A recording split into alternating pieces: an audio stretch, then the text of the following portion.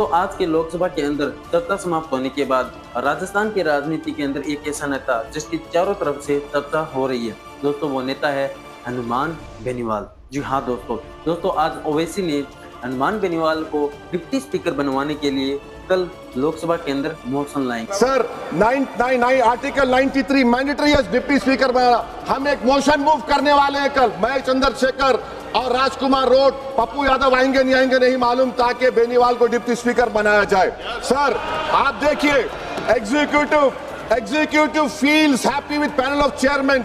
Motion का मतलब होता है दोस्तों जब कोई संसद के अंदर फैसला करवाना चाहता है और वो साथ में प्रस्ताव भी रखता है। और यही नहीं दोस्तों, राजस्थान की राजनीति के अंदर वैसे भी हनुमान बेनीवाल की फौज भी बढ़ती जा रही है। और वैसे भी राजस्थान हो या देश हो, युवाओं की फौज सबसे ज्यादा है तो वो है हनुमान बेनीवाल। और यही नहीं दोस्तों, कल परसों आपने देखा भी होगा किस तरीके से मुकेश भाकर की शादी के अंदर जन सैलाब युवाओं का उमड़ा था। ऐसा लग रहा हो जैसे कि रैली निकाल रहे हो।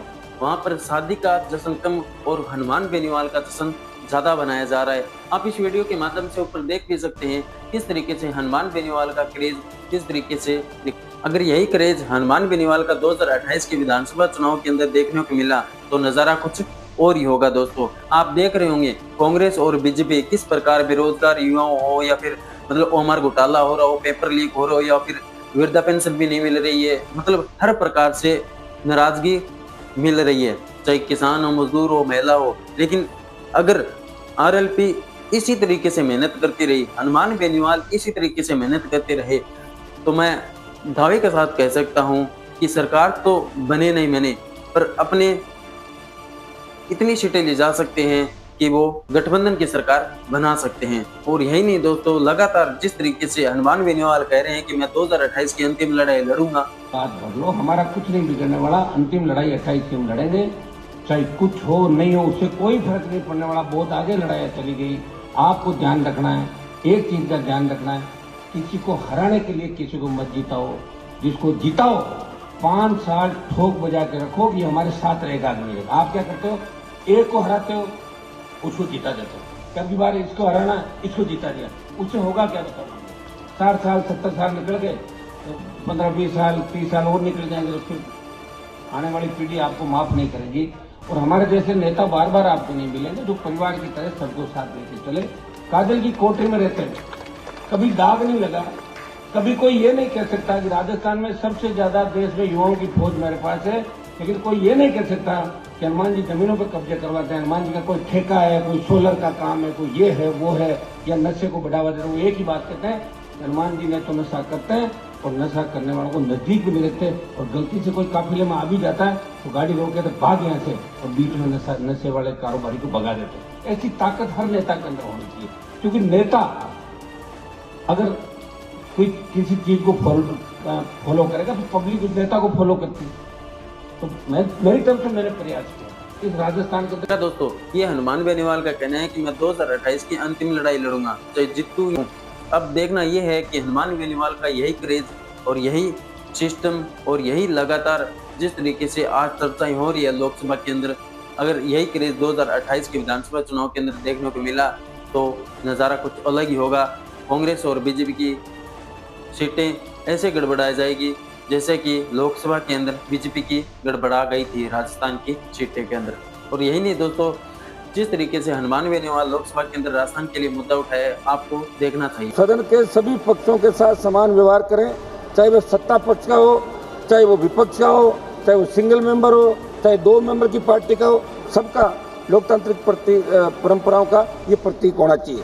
सौद महोदय, क्योंकि अध्यक्ष महोदय हमारे राजस्थान से आते हैं, जब पहली बार इनको अध्यक्ष बनाया हमने बधाइयाँ दी, लेकिन दुर्भाग्य से अब जो निर्णय हो रहे हैं, जिस तरह लगातार पार्लियामेंट नहीं चलती और पार्लियामेंट जब चलती है तब पूरा देश देखता है, नौजवानों पर चर्चा होगी, बेरोजगारी पे होगी, किसान पे होगी, और कितना पार्लियामेंट का पैसा वेस्ट जाता है। और उसके बाद फिर बात भी आप करते हैं और 3-3 बजे रात को चलाते हैं। मेरा आग्रह समझ महोदय, तो ऐसी बात पहले ही कर दिया करें ताकि दोबारा ऐसी नौबत ही नहीं आए।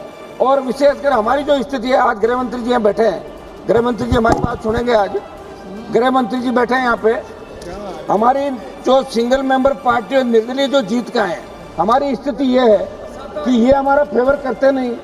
और आप हमारी स्थिति हो गई जैसे ईरान इजराइल अमेरिका युद्ध में आपकी स्थिति है तटस्थ बीच की, वो स्थिति हमारी हो गई। तो हमारा थोड़ा सा आप संरक्षण करें साहब और हमारा ध्यान रखें। सौद महोदय, पिछले कुछ समय में ऐसी परिस्थितियां आई जिनकी वजह से अध्यक्ष महोदय के खिलाफ अविश्वास प्रस्ताव लाना पड़ा। मैं सिंगल मेंबर पार्टी चाहता हूँ। ऑल पार्टी मीटिंग जब होती है तब सरकार हमें बुलाती है और अध्यक्ष जी जो ऑल पार्टी मीटिंग करते हैं उसमें आज तक हमें नहीं बुलाया। ये हमें दुख है, पीड़ा है। ऑल पार्टी मीटिंग में नहीं बुलाया, बीएससी की कोई उसके अंदर हमारा कुछ भी नहीं है। जब तकरार होती है सदन में तब जो 5, 8, 10, 15 मेंबर उनको बुला के चैम्बर में और हम देखते थे क्या बात हुई पता ही नहीं चलता हमें। तो एक एक मेंबर जो चुन के आता है वो 20 लाख वोटर पे आता है। साहब इसका सम्मान होना चाहिए क्योंकि अटल जी की सरकार एक वोट से भी गिरी थी। अब याद रखना आप इस बात को। अध्यक्ष महोदय अपनी बात समाप्त करें। एक 2 मिनट सर। अध्यक्ष महोदय मेरी कुछ सुझाव है मेरे। आज जैसे हमारा ये भारत का संविधान 93 में ये प्रावधान करता है कि लोकसभा अपने सदस्यों में एक को अध्यक्ष एक को उपाध्यक्ष बनाएगा।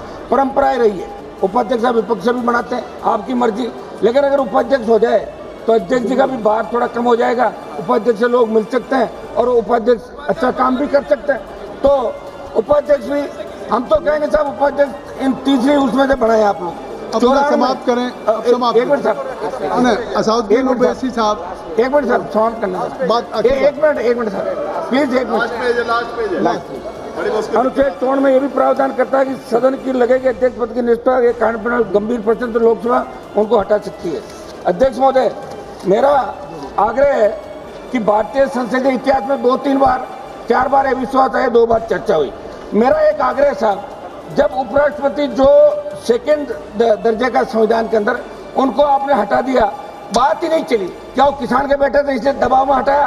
तो बिरला जी को भी आप इस्तीफा ले लो उनका। चलिए समाप्त करें। चंद्रशेखर जी, श्री चंद्रशेखर जी, अविश्वास की आवश्यकता ही नहीं थी। असाउद्दीन ओवैसी साहब एक समाप्त करने दो ना साहब, बोल रहे अब तो लोग सारे बोले साहब पता नहीं कितने बम गोले फेंके एक दूसरे पे, छोटा मोटा हम बोलते तो कौन। आपकी हो गई बात। आपने 1 मिनट मांगा था, हमने 1.5 मिनट दे दिया।